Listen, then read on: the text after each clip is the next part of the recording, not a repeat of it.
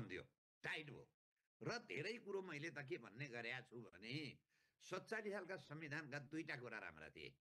एउटा जलस्रोत हाम्रो सम्पत्ति डबल लकमा राखिदिएको थियो, एउटा नागरिकता टाइट थियो। यही दुईटा चिज समाप्त पार्नका लागि यो देशमा माओवादीको जन्म भयो। माओवादी प्रकट भएपछि तिनै दुईटा चिज गए।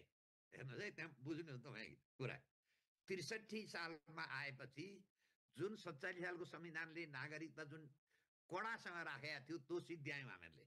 जन्म पनि दियौँ, बाउवा आमाबाट दियौँ, बाउवा मध्ये एउटा बाउ र आमा मध्ये एउटा नेपाली भयो।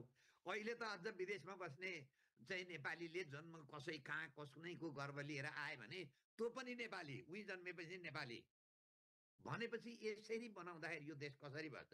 हाम्रा आफ्नै जनसङ्ख्यालाई हामीहरूले रोजगार दिन सकेनौँ, संसारमा भड्केर बसेका छन्, विदेशबाट तपाईँको ब्याकसमा प्याक भएर आउँछन्। एक ग्रेडवालाका नागरिकता ल्यायो भने ठिक छ, अरे ट्रम्पले $50 लाख तिमी लिएर आउँछौ भने म गोल्डन नागरिकता दिन्छु। हामीहरूले पनि गर्नुपर्न सक्छ देशको इकोनोमी बढाउनका लागि। तर जुन नागरिकता हामीहरूले अहिले यो संविधान र नागरिकता 2063ले ल्यायौँ, ती मान्छेले कति योगदान दिए त नेपालका लागि? यसबाट नेपालले के फाइदा पायो त? अब हाम्रा आफ्नै नागरिकलाई हामीहरूले नागरिकता 2023 को दफा 10 लाएर तपाईँको गैर नागरिक बनायौँ।